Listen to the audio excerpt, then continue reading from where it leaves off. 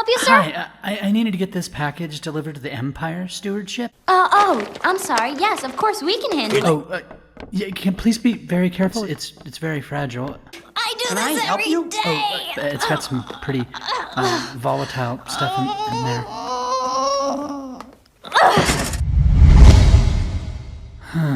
You know what? This is fine. I'm getting used to it.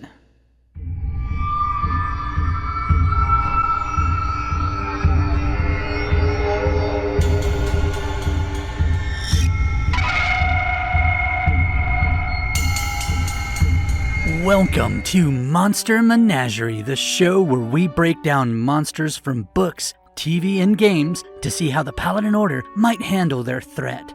My name is Mason Kren. Mason's the title, Kren's the name. Today, we continue our journey through the halls of fictional witchcraft, and I figured it was time to take a breath, to step away from the world-ending spells and fire-wielding bombshells and instead focus on something gentler, something softer, something warmer. Today, we're talking about the plucky little witch who refuses to give up no matter the weather, no matter the mood. That's right, this episode's all about Kiki.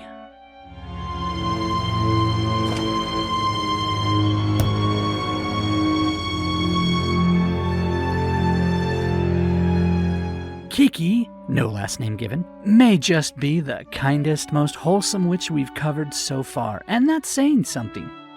Miyazaki's stories rarely stress about deep lore or vast interconnected worlds. He's not here to build a cinematic universe. He just wants to tell a simple story from the heart, one that stays with you, and Kiki definitely stays. Before we fly too far, don't forget, if you like what we do here at the Paladin Archives, please like, comment, and subscribe. It helps us fight the algorithmic demons, and I promise it brings a smile to this tired Mason's face. And hey, if you're enjoying the vibes here, you can always catch us most weeks on Twitch over at Paladin Archives. All the links down in the description. Alright, grab your talking cat, your broomstick, and your spirit of independence, because we're gonna take a closer look at Kiki. They're looking at us. I know. Smile so we make a good impression.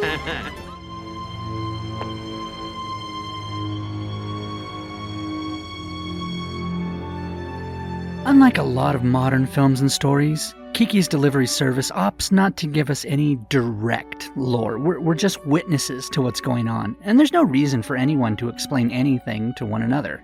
That's not to say that we can't figure out what's important, but the film, like many told by Miyazaki, leaves a lot of the lore untold. And you know what? I actually appreciate that. Kiki is a young witch, ready to head out for her traditional training year. It's kind of like going on a Pokemon journey, but just for 1 year and a lot less anime dogfighting. Despite her parents' hesitance, they give their blessings, and the little town shows up to give her a midnight send-off. Then, Kiki tastes freedom, and several tree branches. She takes off to the sky with her cat, Gigi, and she's off to... Actually, she doesn't even know where she's going. It's implied that finding a city or a town is part of the tradition, and with the ocean as her only condition, she zooms into the night sky. She finds a small town, large by her standards, but it already has a witch, a snooty one at that. Jeez, what a snob. The resident witch is nearly done with her training, and this is where we discover that witches all have a particular skill. In the case of this new witch, it's fortune-telling, specifically love. Now, it's implied that Kiki's mother was a potions witch, something she laments not being able to teach Kiki before she leaves. And now our little Kiki is curious about her destiny. Just what is her skill? After a beautifully animated sequence in which Kiki silently declares that she, a witch, has come seeking a town to call her own, followed by her almost getting run over multiple times, and fawned over by our flyboy Tombo, Kiki settles down near a bakery, Gucho Kipanya. Yeah, there is no way I didn't butcher that. When the owner, a very pregnant woman named Osono, comes out trying to return a pacifier to a long-gone customer, Kiki hand-delivers it with her broom, starting a beautiful relationship. Osano needs help and Kiki needs a place to get started on her own business. So as long as Kiki mans the shop occasionally, she's welcome to start her delivery service out of the attic. 4. You see, this pragmatic little witch has decided that the only skill she knows is flying, and so delivery just makes sense, I guess. Kiki, you were an Uber Eats driver long before any of us knew what that was. Her first delivery has her taking a toy cat off to a birthday party, but a gust of wind and a whole host of pissed-off crows ruins her day and her delivery. Still, nothing a little lying can't solve. What could possibly go wrong? Actually, it does work out just fine thanks to an artist and a surprisingly chill dog, so her first delivery is a total success, despite a few setbacks. And the whole thing is topped off by Osano's silent husband making a special little sign for Kiki. Oh, God, look at that thing. God, I love this movie. Kiki's delivery service, I said the name, does well, but slowly her spirit seems to be fading. I think anyone who's turned a hobby into a job, YouTubers, can understand what's happening here. Bit by bit, the magic fades until she can't even hear Gigi anymore. And then it happens. She can't fly. Fortunately, Osano not only cuts her some slack, she lets her artist friend take her for a week to recover. And bit by bit, she starts to find her heart again. She even gives our little Tombo the time of day. But then the big moment happens. The Spirit of Discovery, a massive dirigible grounded in town, breaks loose in the wind during its departure prep. A loose blimp drifting through town is scary enough, but while visiting one of her customers turned friends, she sees that dangling from the front of that dirigible is Tombo. Fueled by the power of friendship and self-confidence, she borrows a broom and, awkwardly, races off to save the day. And yeah, that's about it. What can I say? Miyazaki made different movies, not so much a long narrative as a series of episodes shoved together in a single story. It makes sense considering the original source material was a series of short stories about Kiki. But what does all this mean for Kiki's chances against the Paladin Order? Okay, spoiler, they're not great.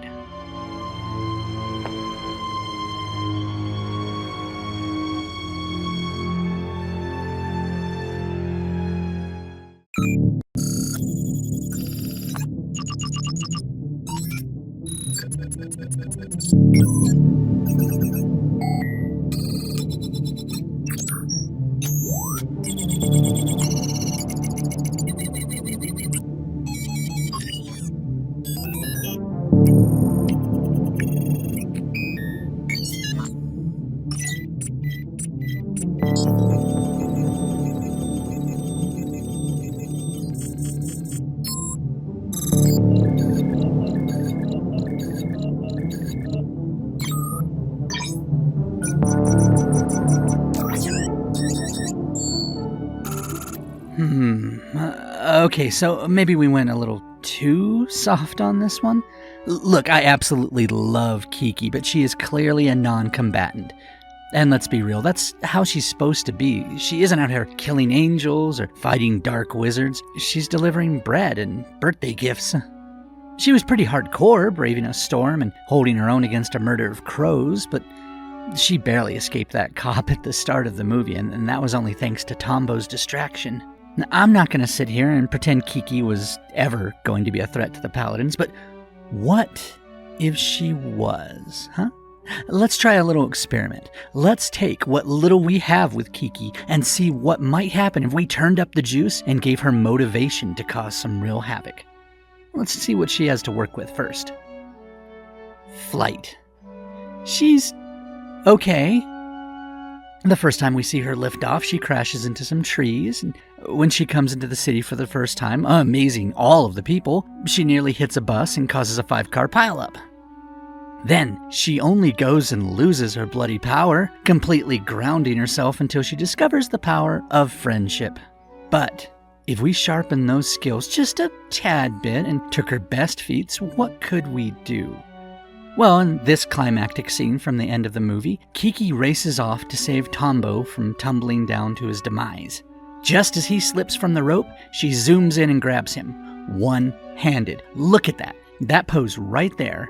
means she's holding not only Tombo's weight, but her own, as she dangles one-handed. We learned in our last episode of Monster Menagerie that the average UK boy at 13 is about 119 pounds, so if we pare that down a bit for 1950s, unmistakably but non-specifically Europe, I think 115 is a good ballpark figure, or about 52 kilos. Add on about 99 pounds for Kiki, or about 45-ish kilograms, and she's holding 215 pounds with one wrist. Just as importantly, that means her broom can lift that too, so how dangerous is that? Let's take a look at one more power, and then I'll paint the picture for you.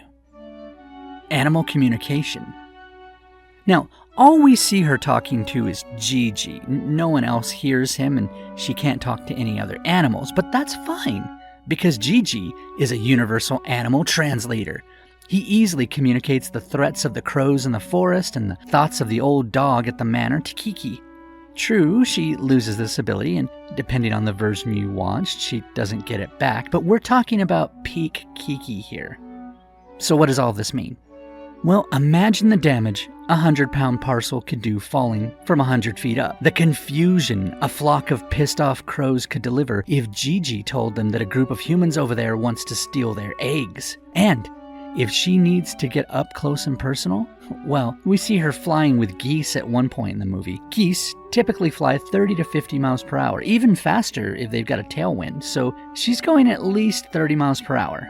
Imagine her swooping in with just a modest 30 mph and letting a brick fly. Is that everything? Is that everything? Ha! Yes, that's everything. Look, Kiki isn't much. Even an evil Kiki is still fairly benign, so how do we handle her? I mean, do I need to tell you how a group of trained combat specialists would fare against a single 13-year-old girl who, while she can fly, typically doesn't travel much faster than a Vespa? Come on, let's check out that threat level.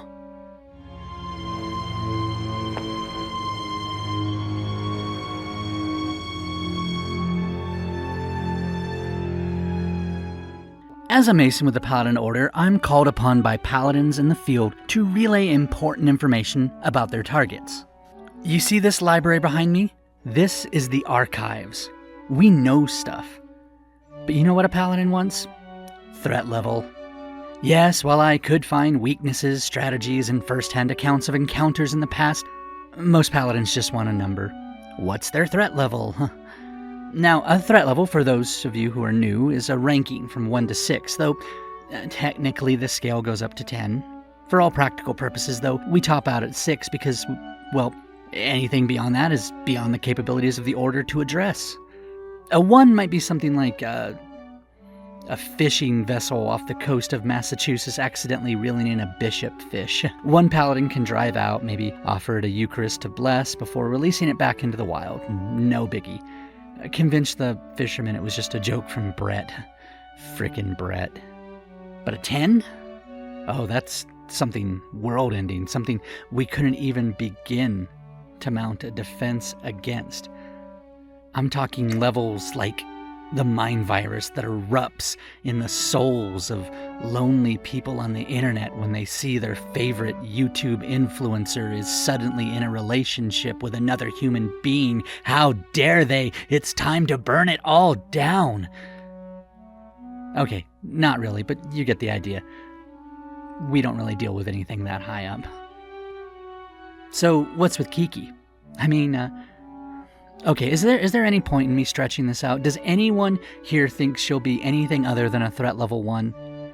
She's a slightly more mobile human. It's doubtful paladins would ever be needed, but, you know, it would be best to maintain secrecy about witches. Oh, right, the stamp thing. Kiki, threat level 1. Next up, we have to finish the paperwork with her witchcraft type. Now, there are 3 basic kinds of witchcraft types: Hellborn, Covenant, and Pure. Hellborn witches have made deals with demon, trading in their very souls for the power of hell itself. Covenant witches utilize books or artifacts to cast their spells, and each time it eats away a little bit at their soul. But Pure witches, they draw from nature itself, or at least ambient magic. It's more natural. They weave their spells just kind of using what's around them. It's not as powerful, but there's also no danger to your soul. Where does Kiki land? Well, I think this one's pretty obvious. So far as we know, no demons, and definitely not using a book or even a wand. And frankly, her magic is pretty lean. So, yeah, she's a pure witch, through and through.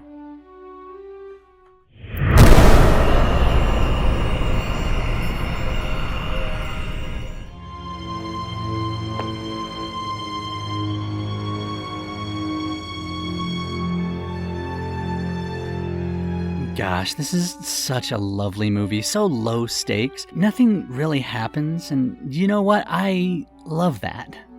Miyazaki wasn't interested in establishing an interconnected narrative like some witchy version of the MCU. We don't need to know how things work, because it's all about Kiki's feelings, her experience. And that step she takes out of childhood and into adulthood.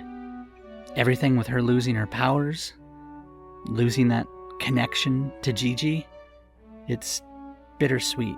But what do you think about the movie? Did you see the original, the streamlined dub, or maybe the Disney dub? There's just something special about Miyazaki films, isn't there? Always a truth to be found. Well, that's all we've got time for today. I hope you enjoyed our brief look at Kiki. Maybe we should find a witch with a bit more bite for July, huh? Do you have any ideas? If so, please drop them down in the comments. And don't forget to check out our website and our Twitch streams. Links down in the description. Alright, it's time for me to get out of here. I have a herring and pumpkin pot pie in the oven that I need to check on. Okay, it's just fish in the microwave, but I still need to get it out before they figure out it was me. Until next time, keep your eyes peeled. You never know what's hiding out there.